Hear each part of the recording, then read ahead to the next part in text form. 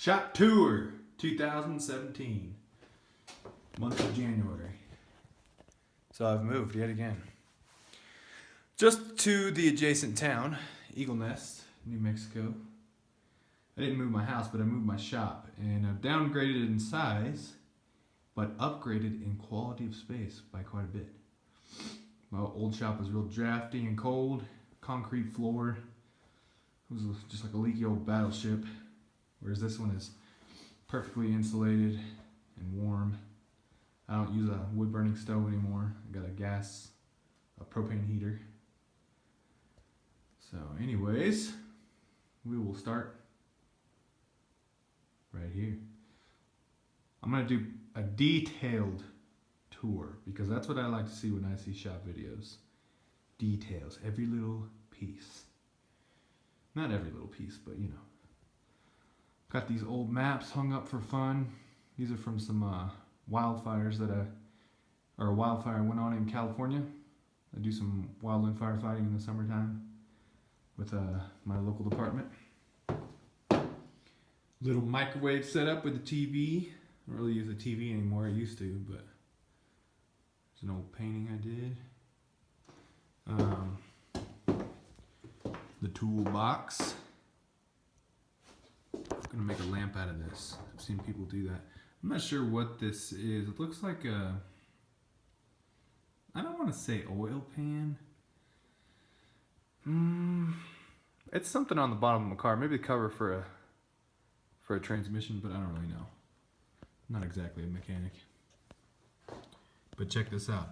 I was looking for some boxes to move with. So I went to the recycle center and I was like inside the cardboard trailer looking for stuff, and I found this newspaper.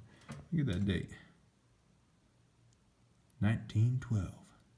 That's an old newspaper. Men's suits for $10. $10, you see? That's expensive. What do you think I am? Rockefeller or something? Anyways, this is the table of confusion. I've got all my stuff for anodizing. Little hot plate thing for heating up the etching, etch the titanium before you anodize. Power supply for anodizing. Electrolyte solution. This is where I do my acid etch on like Damascus blades. I don't have a sink in here anymore, so that's my sink and faucet setup right there. Works pretty good. That's a window leading to another shop. Sweet motorcycle poster that I lifted off of somebody. Not lifted off of, but they gave it to me. Helped them move. Pretty sweet. This right here is my clean desk. Clean desk. Not orderly, clean. This is where like assembly and cleaning and stuff happens. So I got a bunch of different parts and stuff. These are some new models I'm working on. These are all prototypes. The blades are actually over. I just pulled them out of the heat treat oven. They're in between temper cycles, so I gotta cool them down to room temperature. Finally got myself a new computer. I've never had a brand new computer in my life, so I got myself a pretty smoking laptop. Well, smoking for me. I'm not going to use it for games or anything, but it's got a 512 gig solid state drive. You know, an i7, 4K monitor, which is pretty cool. So pretty cool for me. It'll be good for video editing, which I plan on getting into. I'm learning Adobe Premiere and After Effects. But yeah, it's really nice to have a computer in the shop for like doing CAD on the fly. Like it's nice to do it to be able to do CAD while you're doing machining instead of having to do calculations and stuff. Because I'm not that great at math, so I usually just screw something up. Oh, check this out. Best feature here.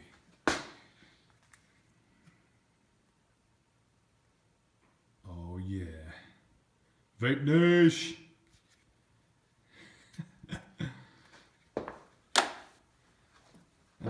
Let's see. So I got these old lamps also from helping somebody move. And you know what? It's kind of nice. I got another one over there. It's kind of nice to have a lamp in the shop. Okay? It's cheerful.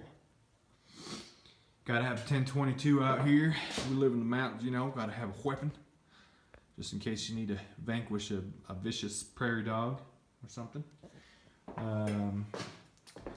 There's the mill I'm currently working on. This is a G0759, which basically is a G0704 with a pre-installed digital readout, which is really nice because I've heard that installing the digital readouts is a huge pain in the butt, and this one comes with it installed.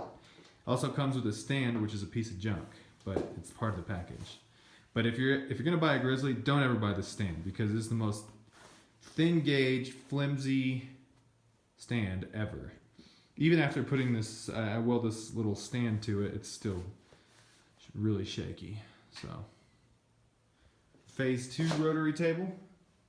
Very happy with that. Don't get anything smaller than a 6-inch if you're on a mill this big. I do need to downsize this stupid vise. I hate this vise. First off, it's garbage quality. I need to just go get a cart vise. Although putting a really expensive vise, or not really expensive, but a quality vise on a Chinese mill is kind of silly, but I do need something better than this one because it's just not ground properly. Let's see. Belts on belts on belts. The trusty KMG vertical grinder. Still rocking the 3-speed. I do want to get a variable for sure because I think I have squeezed all the use out of this I can, and I think I could achieve better finishes with a variable speed. I like my lighting setup. I built this goofy little arm for it. Works for me. Got to have light coming from both directions. There's the heat treated oven, which normally sits in this corner over here, but I have moved over here because once again I only have one 220 plug or outlet. The old metal cutting bandsaw, which is more of a table nowadays. A Just a Vibe vibratory tumbler, which is not pooped out on me yet, like most of those Harbor Freight ones would. And I can buy parts for it. I don't know, it might have been overkill to buy it. I think it was like $200, but like I said, it hasn't pooped out on me. Really well made. Right here. This is a thing of beauty. A dedicated horizontal grinder. It's got this drive wheel is also a 4-inch contact wheel. Got a straight platen, whatever you want to call it. And then a small wheel holder over here. And this whole piece is an extension because you can buy it for 2 2x48s, but this will run 2x72s. And I got a little small wheel kit from Funderfab. Let's see, what else? Oh yeah, this one's variable speed, which is very nice. I mean, you can have this thing just crawling. Yeah, that's really slow. Old piece of crap drill press, which I don't really use that much, but I'm not just going to get rid of it because then I'll probably need it. This is my bench grinder, which I have a cloth polishing wheel. That's pretty much, the only thing I use this for is taking the final burr off and sharpening. But this right here, one of the best things I have in my shop. It's a 3M, crap, I don't even know what you would call this thing, like a Scotch-Brite wheel. Yeah, Scotch-Brite wheel. I think a Grimsmo video is where I got the idea for this, but this has a million uses. This stand is what my blasting cabinet is usually on, but I'm not using that in here because if If you ever use a blasting cabinet, you know how it is. There's just like grit in the air at all times. And there's enough grit created by these two grinders that I don't need this on top of it. So I'd probably just use it in the larger shop, which is out there, which I'll show you. So yeah, like I said, I've downgraded in space for my main shop. But out here, I have a whole new world. A whole new world. Yeah. So there's my blasting cabinet. The guy that I'm renting this new shop from was a machinist for 50 plus years. So I have access to some pretty sweet stuff. There's a surface grinder. He's working on an old scale from like, I think late 1800s or something. It's from Hungary. Pretty cool. I have access to these. There's a Bridgeport back there, and then this giant Taiwanese or Chinese J-head. Let's see. It's from KBC Tools. So I don't know where they get their machines made, but probably, there we go, yeah, Taiwan. I don't know how old this Bridgeport is, but it's got a digital readout, which is nice. Power feed. This right here is my favorite piece. Monarch lathe. Built to last. Check out the date on there. 1945. That's pretty cool. He's also a knife maker. No, I'm just kidding.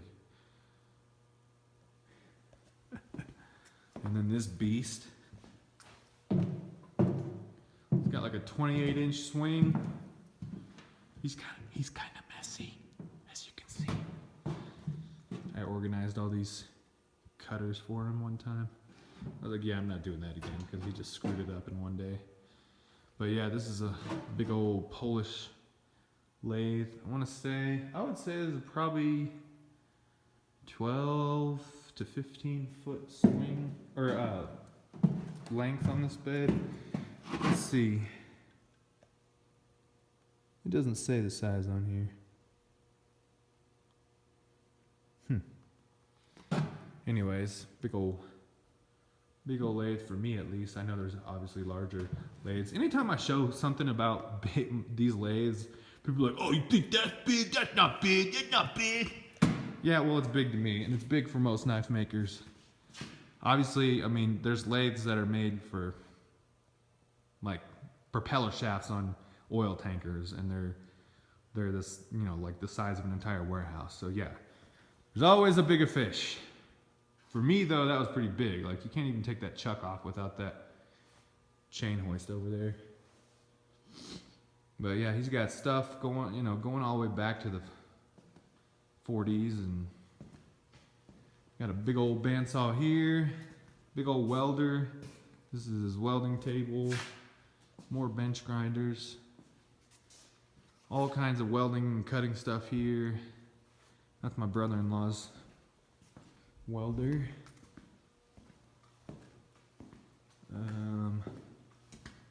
Old arc welder. So I got all kinds of, any kind of metal work just about you could do. I have access to these machines, so that's pretty sweet. He's got a wood shop back here too. Which I'll show you because there's something pretty sweet in it. Oh, and the view here is second to none.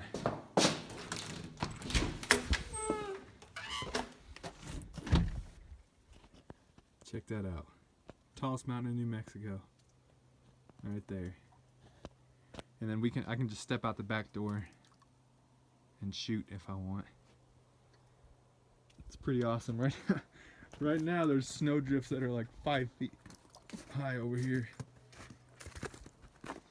Yeah, maybe 4.5 feet high.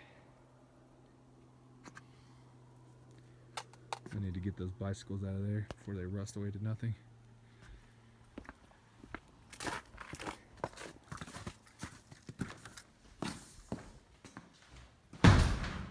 check it out.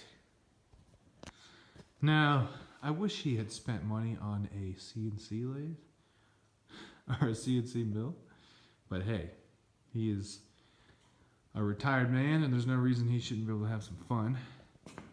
So he got himself this Tandem Invader. Check out that back wheel, 18 inches. This thing is powered by a Hayabusa motor. I want to say 1300 cc, somewhere around there. And the Hayabusa transmission is also used. So you shift, instead of having a gate like a normal transmission on a car, it's up and down like a motorcycle. And it is fast, or quick I should say. 0 to 60 in under 3 seconds. Top speed's like $130, but I mean, you know, I think acceleration and handling are more exciting than going 200 miles an hour. Not that I've ever gone that fast in a car, but big old wood bandsaw. Let's see, he's got a giant like chop saw back there. More oxyacetylene setup, tractor, other assorted wood tools. He has a big old, he had a planer. Yeah, there's a router type thing back there. I don't know where the planer is. Oh, back there. Yeah, this shop is kind of a mess. And he dropped a hammer through the hood on this thing. So they're doing some sanding work on that. Sanding and painting. But yeah, that's the new shop. That's the new digs. I'm pretty happy with it.